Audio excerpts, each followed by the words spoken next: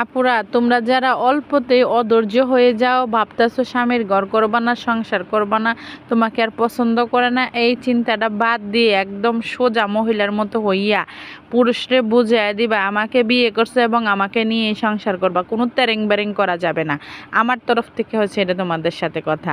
কারণ বিয়ের আগে তুমি দেখতে ঠিকই সুন্দর ছিলা, ঠিকই পারফেক্ট ছিলা।